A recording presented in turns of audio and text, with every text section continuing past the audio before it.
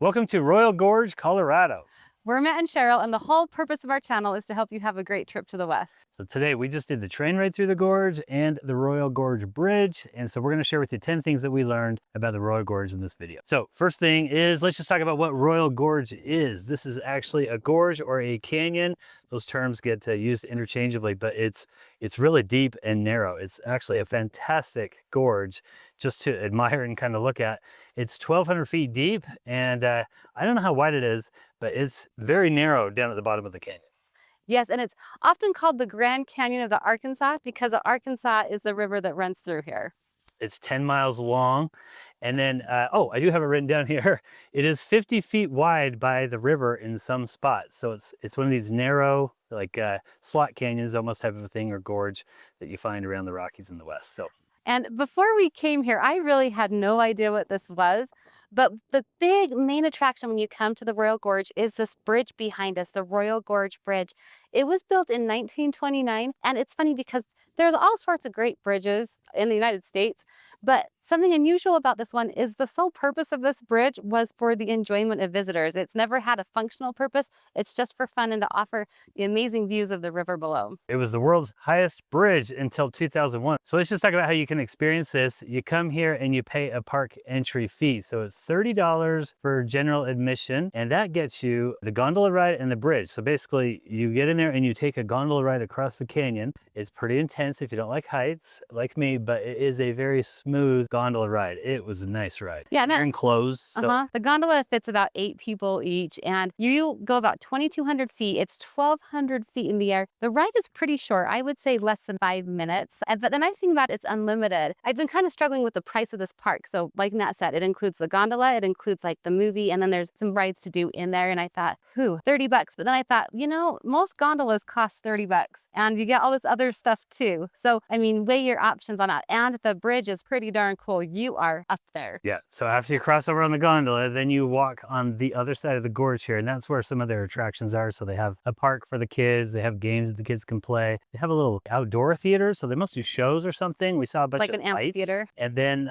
they have also rides over there that you can pay extra for, which are zip lines. You can zip line across the canyon, or you can do this giant swing out over the canyon. They call that the sky coaster. These are extra. I can't remember quite how much they were. Oh yeah, you got it on here. So zip line about $50, sky coaster between 40 and 90, and then they also have a via ferrata option. The via ferrata is like, it's rock climbing that's not as hard. I love me some via ferratas. They're fun. I checked theirs out. You're scaling across the mountain. Yeah, you're scaling across the wall of the mountain. You're anchored in with the harness. I've done a via ferrata before. I love it. This one looked pretty manageable for most people. It wasn't like a difficult where there were overhangs you're having to go over. So it looked like kind of a beginner level via ferrata. Then you walk on the bridge back to the visitor center where you started. And the bridge is nice and wide. Now, I'm not one who loves heights, but I was able to walk on the bridge across and even kind of get a little close to the edge because it does feel very stable and safe. And again, it's quite wide, so you don't have to be right on the edge looking down if you don't want to. It was a pretty nice little experience. It took us about an hour and a half to do the whole thing. Yeah, overall, I think worth the $30. I do think it's worth $30. It's a pretty unusual thing that you're going to get where you can gondola over and walk a big bridge over this amazing canyon. It's really quite an incredible gorge. And so I think that's unique and probably worth it.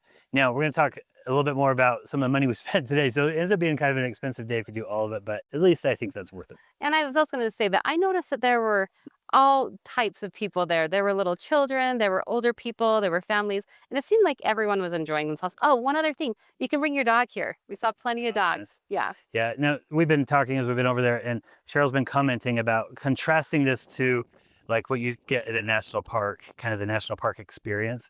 It's not the national park experience. This is kind of a touristy thing. It's commercialized. It is run by the city, so it's not a business that's making money hand over fist. So that's good. But it is a commercialized thing. You're going to see a lot of games, and Cheryl's like, oh, it's kind of hard to get in touch with nature here. Maybe that's not the purpose of it. I don't know, but they all looked like they had a good time over there. So just a different experience than the national park.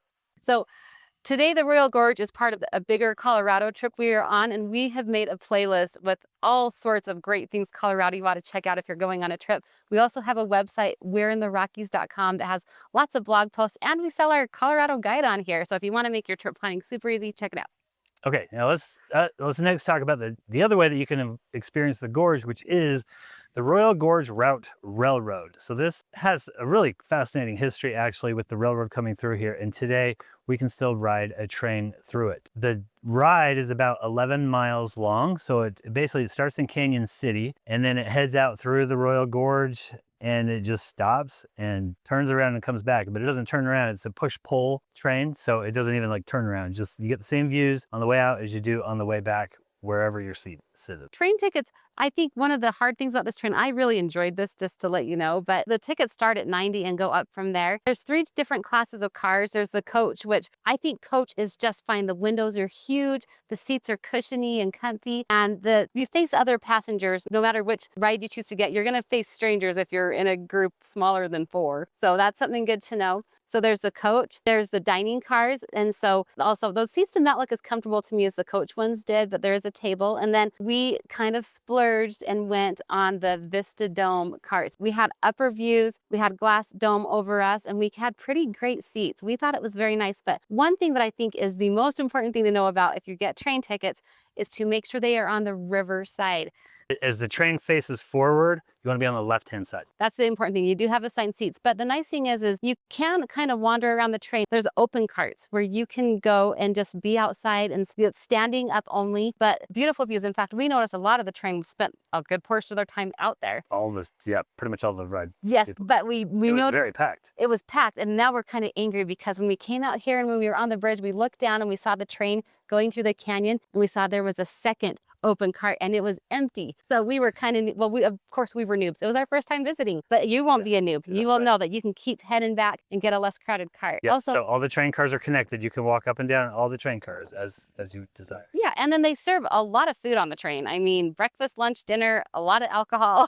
Food's a little expensive, as you would expect on a train. Yeah. And it was okay. We got a cinnamon roll for $11, and it was an okay cinnamon roll. Yeah, maybe a couple things that I didn't love about the train was, well, first the price. I think Matt and I were fine to pay to go on it, but if we would have had our family of 6, I would have winced paying for that. That would have been a little painful. It was expensive. However, we did compare it on a per mile basis compared to some other railroads in Colorado, and it actually was not on the more expensive end per mile. Yes. But it was kind of expensive. Yes. So I didn't love the price on it. And then the narration left something to be desired. It wasn't loud enough. And then once in a while, the people on the carts, like the employees, would try to tell you about it, but none of them had microphones. This makes me sound really old, but like I couldn't hear what they were saying. You couldn't hear them. And, you know, and we've done quite a few train rides. And I think one of the most enjoyable parts of a train ride is learning about the area you're traveling through. Now, to me, though, the most important things about a good train ride are there on this ride, because this train gives you beautiful scenery. Some of the best scenery I've ever seen from a train. The seats are comfortable. They're not wooden seats that are miserable to be on. And the third thing that I think is really wonderful about it is that it takes you where you can't drive. A lot of times these railroads will be right along the main road, and like, what's the fun in that? But this one is, you can't get these views unless you do the other way you can do it, which is a river ride. Do you have anything else you want to say about the train? I do. Yeah, actually a couple of things. So first of all, the Vista Dome, Cheryl mentioned that it has the glass ceilings. Now the glass does not go all the way to the top. So it goes up and circles over a little bit, but then they had the blinds that were kind of in the way, and the windows weren't clean. They had water spots. It was nice. I actually sat in the coach and I sat in the Vista Dome and I compared. And the nice thing is, again, you're going through a narrow canyon, so you want to be able to look up and kind of see up high. And so the Vista Dome really was nice for that reason. And it wasn't all that much more. It was like $20 more for the ride, which I didn't think was all that much more for kind of the style of the car that you're getting. Whatever, you'll have to make your decision on that. If you don't end up sitting there, again, a lot of people just end up going out on the open cart anyway and just looking up outside. So the other thing is the ride was very smooth. So I've been on a few trains where they kind of sway back and forth, or they're a little rocky or whatever. This is a very smooth ride, which is nice. And the cars were really high class. They were very nice. Yeah. But really, like, big takeaway on this though, the important thing is to sit on the river side. You want to sit on the river side in coach versus the other side in the Vista Dome, for sure. Yes, yeah, Riverside and the open cars. Those are the two that are open to anybody, by the way, the open cars. So those are the two big takeaways. Okay, the river. You want to float the river. Okay, yeah. I mean, This is just the wilderness girl in me. Yeah, she But has to float. I think if I would have, like said, I didn't know anything about this before I came.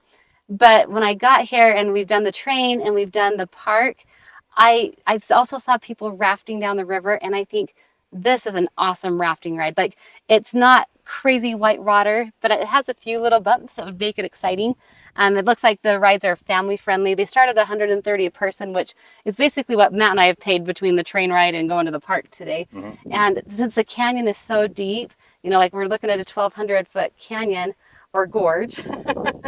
I think that would be pretty impressive to see from a river. So if you like going on the river, that might be something worth looking into. Okay, so let's see. A couple more things that we want to cover here. First of all, the fun fact here, maybe not fun, sad fact here, there was a big fire here in 2013 that burned most of this stuff, but not the bridge. And so like the visitor center's new and a lot of the facilities are brand new here. And they were very nice. The place was all very nice. The buildings, the playland over there, all that stuff was nice. Now the railroad and the Royal Gorge, they are right by Canyon City, Colorado. Canyon is spelled without the Y. It's got the little squiggly over the N. So yeah, they're always like, this is a gorge, not a canyon. Well, why'd you name your city Canyon City? But anyway, gorge and canyon, the same thing. Okay, yeah. Canyon City. Confusing. That's really confusing.